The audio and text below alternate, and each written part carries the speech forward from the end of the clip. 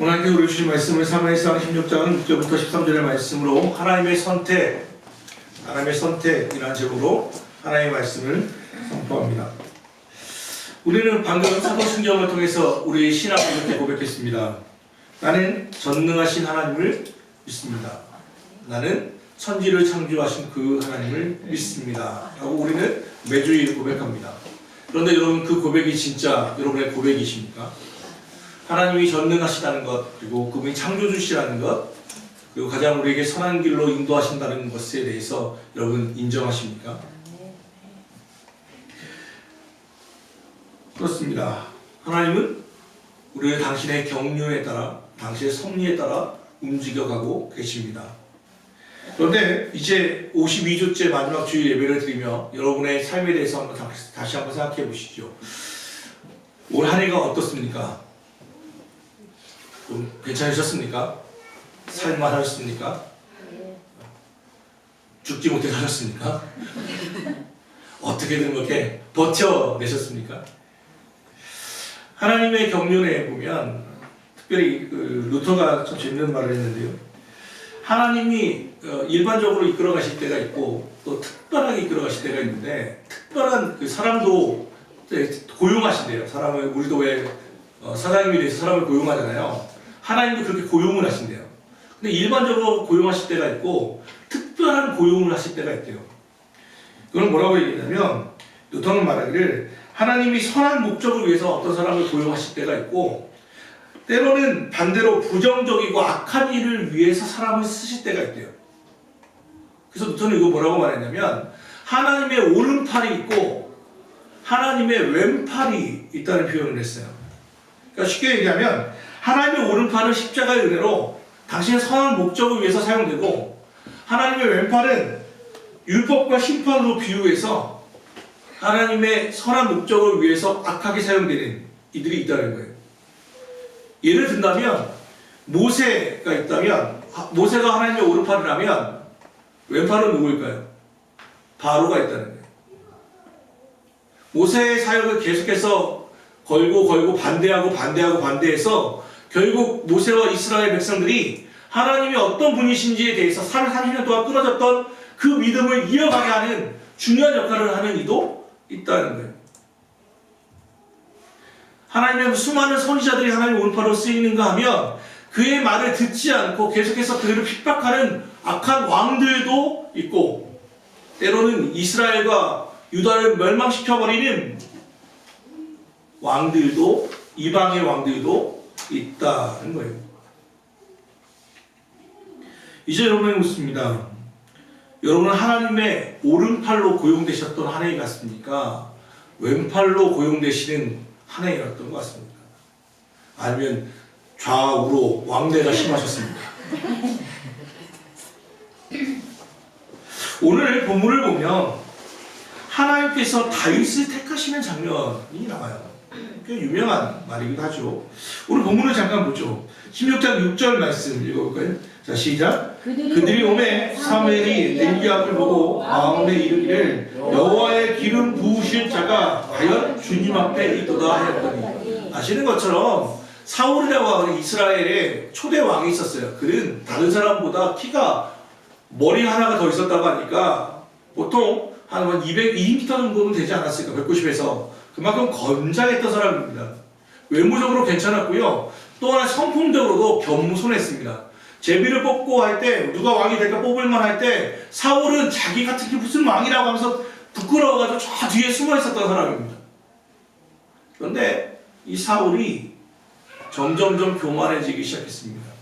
교만이라는 것은 너무 쉬운 거예요. 뭐냐면 하나님의 능력을 부정하면 그게 교만이에요. 나 혼자 할 수 있어. 내 힘으로 할 수 있어. 내 능력으로 할 수 있어. 내 인맥으로 할 수 있어. 나 혼자 충분히 살아갈 수 있어. 그게 교만이에요. 사울은 처음엔 겸손했어요.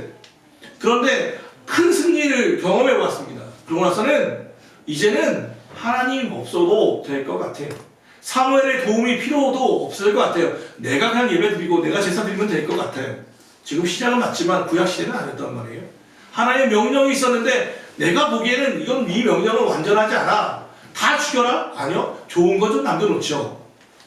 하나님 말씀에 자꾸 자기 생각을 넣기 시작하는 거예요. 그래서 하나님이 사울을 버려요. 그리고 새로운 왕을 뽑기로 합니다. 하나님의 선지자인 사무엘에게 이새라고 하는 사람에게 가서 쇳불로 되어 있는 기름에, 그 쇳불로 된 그릇에 기름을 가득 채워서 기름을 부어라. 예비된 왕에게 가라 라고 말씀합니다. 그리고 사무엘이 드디어 그 이새의 집에 갔습니다. 그리고 예배를 드리기 전, 우리는 여기 식사한다고 하는데 그게 아니라 정확하게 말하면 제물을 드린다는 표현이에요. 그러니까 예배를 드리기 전 사람을 택하는 거예요. 아들을 한 명 보냈습니다. 이새가 보낼 때 엘리압이라고 하는 장자, 큰아들이 딱 왔는데 보니까 완전히 사울하고 비슷하게 생겼던 것 같아요. 용모와 키가 대단했어요. 이렇게 돼 있잖아요. 그들이 몸에 사무엘이 엘리압을 보고 마음에 이르기를 여호와의 기름 부으실 자가 과연 주님 앞에 있도다. 야, 이 정도면 됐다. 얼마나 뛰어났겠습니까? 그 뒤에만 해도 용모와 키를 본다. 그 말을 바꿔 얘기하면 그만큼 용모와 키가 대단했던 것 같아요. 엘리압은. 그런데 하나님은 그를 좀 심한 말로 질책하시죠. 내가 이미 그를 버렸노라. 아니, 엘리압이 뭐 했다고? 키와 용모가 좋을 뿐인데 하나님은 그를 버렸다고 하는 가감한 표현을 사용해버려요. 왜 그랬을까? 다음 장에 넘어가면 17장을 보면 알아요.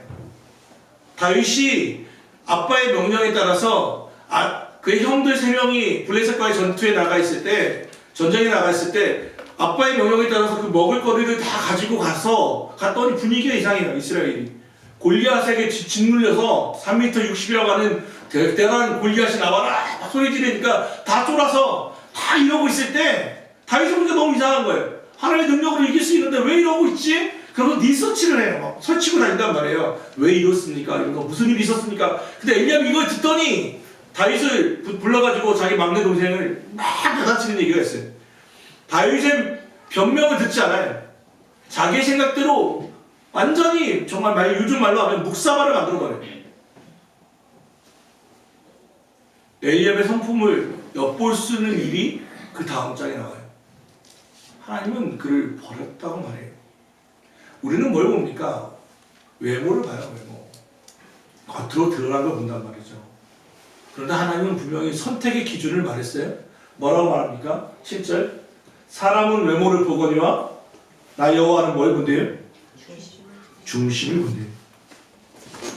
중심을 본대요. 선택은 하나님의 전적인 권한에 있는데 그분이 심사 기준을 말했어요. 심사 기준이 뭐냐면 중심이래요. 중심. 이 하나님의 선택은 전적으로 은혜예요. 분명히 하나님은 당신의 사람을 쓰실 때 능력도 주시고 은혜도 주시고 권세도 주시고 때에 따라서는 부도 주시고 사람에게 많이 부여 주시지만 선택될 때 그 사람에게 그건 그 사람에게 된 그 사람이 준비해 놓을 게 하나 있어요. 그릇이에요.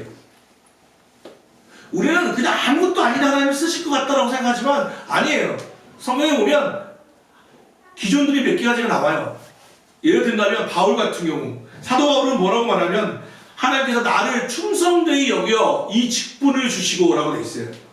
충성되이 여겨 라는 말은 하나님이 그의 뭘 받다는 거예요? 충성스러움을 받다는 거예요.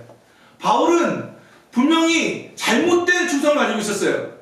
예수 그리스도, 예수님을 믿는 사람들 때려잡으려고 길을 쓰고 얘기했어요. 다메섹까지 그 사람 때려 죽일 수 있는 권한을 받아가지고 다메섹 가려고 정말 열심히 달려가고 있을 때 예수님 만났거든요. 그래서 중요한 건 뭐냐면 그의 열정과 충성은 하나님이 알고 계셨다는 거예요. 방향만 틀면 잘 쓰겠구나. 제가 항상 얘기하는 게 있잖아요. 전도할 때 나긋나긋한 갈대 같은 분은 전도가 안 된다고. 이것도 좋고 저것도 좋고는 잘 안 돼. 뭐가 잘 되냐면 완강한 사람들 있잖아요. 이분들은 정말 잘 돼요. 왜냐면 꺾이면 이 충성된 방향이 꺾여버리면 그때부터는 제대로 섬기거든요. 신기한 일이에요. 여기도 열정이 없으면 이쪽에도 열정이 없어요. 하나님은 열정과 충성이라고 하는 부분을 바울의 그 성품에서 들어 사용했어요. 그렇다면 오늘 다윗은요, 하나님이 보셨다는 그 중심은 뭐를 얘기할까요? 다윗을 보면 너무 간단해요. 그는요, 그 기준이 이거였어요.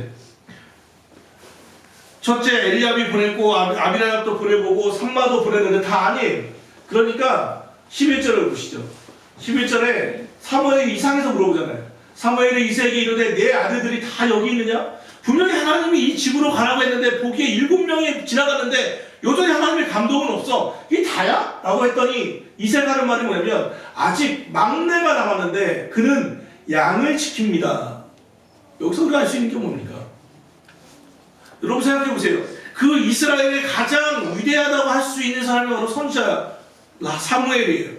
누구나 다 만나고 싶은 슈퍼스타가 이 사무엘일 거예요. 그 사람이 자기 집에 온대요. 여러분 집에 만약에 사무엘이 온다고 생각해 보세요. 뭐 어떻게 준비하실 것 같아요? 때 빼고 광내고 스파 가서 씻고 향수 뿌리고 제일 좋은 옷을 입겠지요. 사인지도 준비해 놓겠지요. 누가? 모든 아들이 할 수만 있다면 친척까지 부르겠죠. 그런데 이새는 7명의 아들은 다 불렀지만 누구를 안 불렀어요? 다윗은 부르지 않았어요. 그럼 무슨 얘기예요?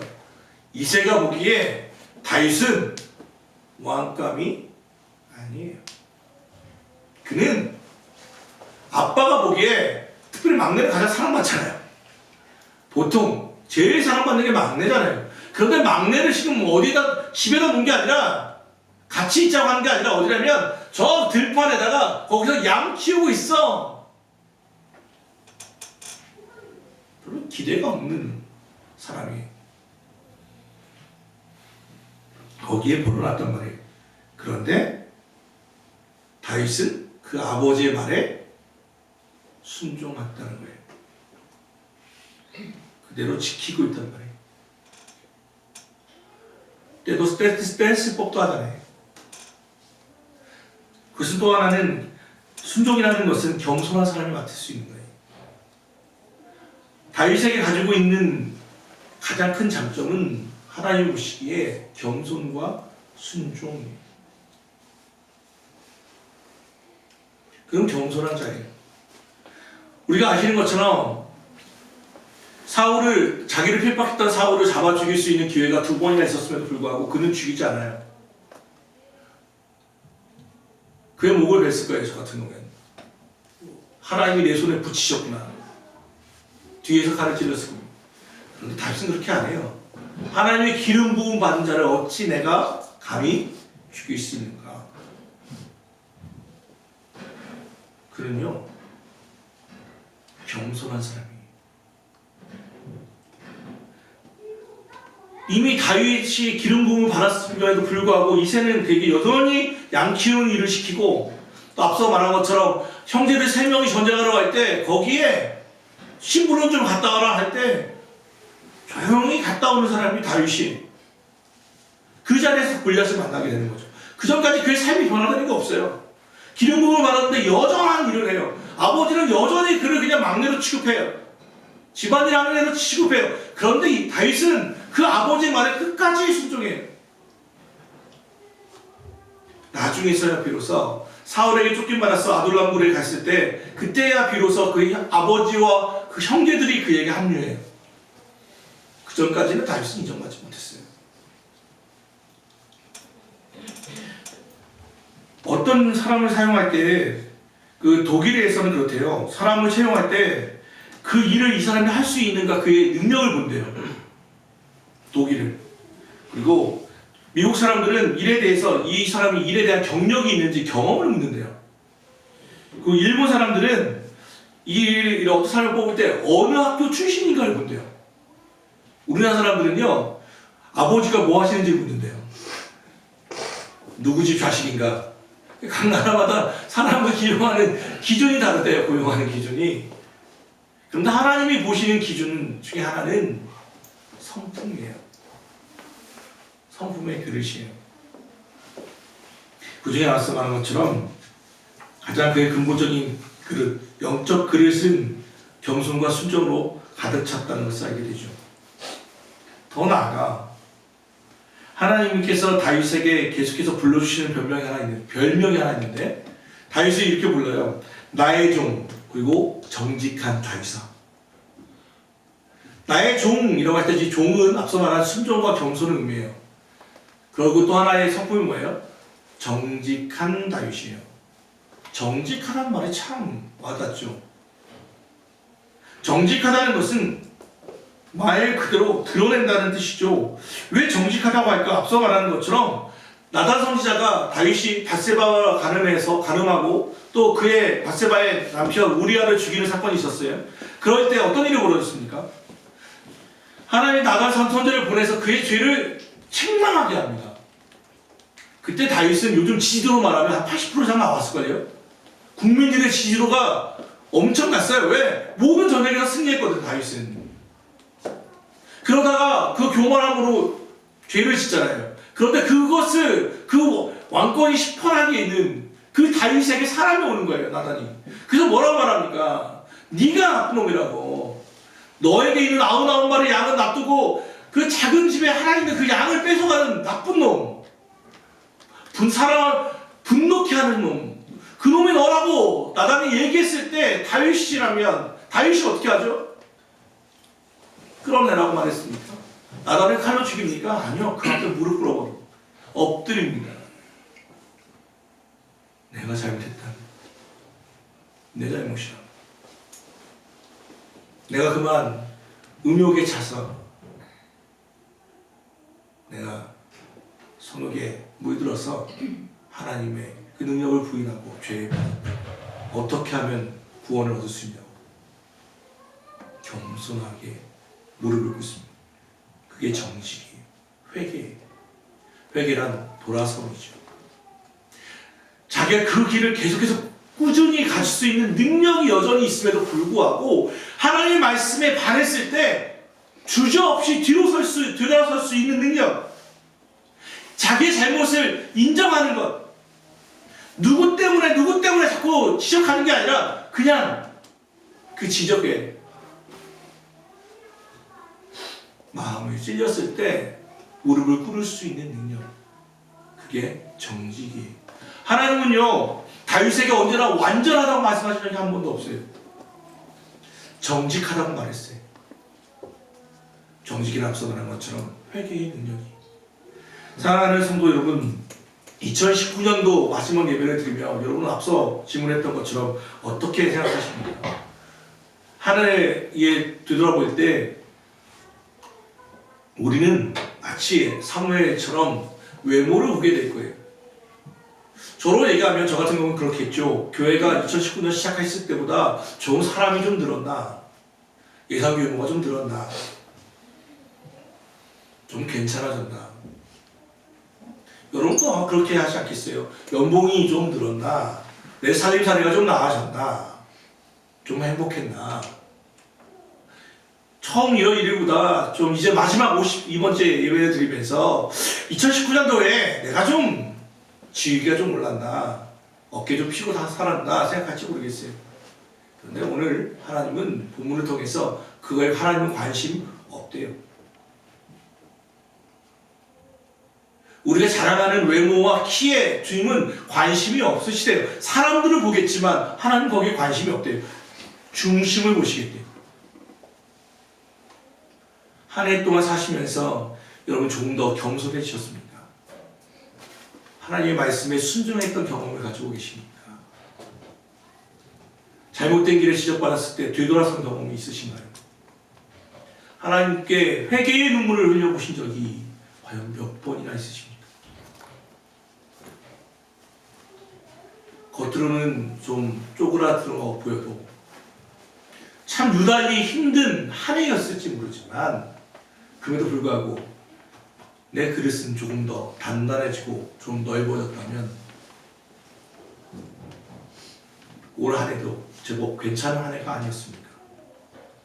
그런데 겉으로는 좀 풍성해지고 재정도 좀 늘어나고 통장의 숫자도 좀 늘어났는데 그걸로 인해 하나님과 점점점 멀어져 갔다면 사람들은 박수칠지 모르지만 하나님은 고개를 흔들지도 모르지 않겠습니까? 좀 재밌는 게 하나 있더라고요. 그 사진을 보니까 일반적인 사람의 뇌, 인간관계, 고뇌, 피곤함, 돈, 집 피곤함이 양요, 인간관계나 고뇌, 그냥 사람들이 있대요. 그런데 여기에 보니까 뭐 대략 써놓은 것 같아요. 근데 취준생의 뇌구조 이렇게 나왔더라고요. 예, 가족 모임은 죽어도 안 감. 예, 취업, 온통 그 사람에게 모두 이런 게 뇌구조겠죠. 엄마 얼굴 보고 싶다, 죄송. 서로 통과라도 한번 막 이렇게 되게 간절함이 있잖아요. 그래서 이렇게 해서 직업을 얻으면 직장인의 구조는 이렇게 바뀌어요. 퇴근. 이게 뭐 되게 간절하게 얻으면 퇴근은 안 돼요. 회사 때려치고 싶다, 점심 뭐 먹지. 예, 빨리 끝내야지. 뭐 이런 생각들로 인정합니까? 그러면 이제 여기에 빈칸 하나를 넣어보죠. 이런 뇌구조가 하나 있다면 여러분은 여기에 뭘 넣고 싶으십니까? 여러분 뇌구조를 막 한다면 뭐라고? 벌레에 대한 불만. 벌레? 벌레에 대한 불만. 벌레요? 네. 왜 살아있는가? 벌레가요? 네, 벌레의 두상을 누군가 왜 만들었는가? 네, 세스코를 살리기 위해서 그래요. 네. 여기 빙고사 한번 보시죠. 사랑하는 여러분, 내년도에 여러분의 뇌에 이곳에 세 가지가 들어갔으면 참 좋겠습니다. 겸손, 순종, 그리고 정직. 하나님은 분명히 우리에게 문제를 가르쳐주고 다 시험을 보시는 분이에요. 문제를 다 이미 시험에 나온다라고 알려주셨어요. 뭐냐면 난 중심을 봐. 난 중심을 봐. 그 각자의 성품에 따라 있겠죠. 각각의 성품과 자기 성질과 그릇에 따라서 하나님이 준비시키시겠죠. 그러나 오늘 말씀을 통해 다윗에게 주셨던 세 가지는 그가 보였던 선택은 겸손과 순종 그리고 회개였습니다. 정직이었어요. 돌아설 수 있습니다. 돌아설 수 있습니다. 그것을 하나로 말한다면 오늘 찬양팀이 불렀던 찬양 하나님의 기쁨이 되는 것입니다. 한 해 동안 참 수고 많으셨습니다. 외모와 키가 좀 줄었다고 실망하지 마십시오. 원망도 하지 마십시오. 하나님은 거기에 관심 없습니다. 우리 안에 있는 우리 여러분의 그릇이 조금 더 넓어지고 깊어지셨다면, 하나님과 조금 더 가까워졌다면 그걸로 족합니다. 내년도에 우리의 교회의 표현은 배우고 기도하고 살리는 우리입니다. 내년도에는 조금 더 배우고 조금 더 기도하고, 그래서 결국 다른 사람, 내 옆에 있는 사람을 살리는 내가 아니라 우리 모두가 되기를 바랍니다. 기도합시다. 사랑하는